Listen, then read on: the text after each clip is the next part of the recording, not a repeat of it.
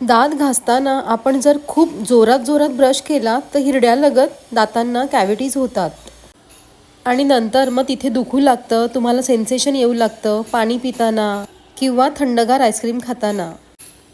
त्यासाठी तुम्हाला डेंटिस्टकडे भेट देण्याची गरज असते, कारण तिथे फिलिंग होतं पहा अशा पद्धतीने.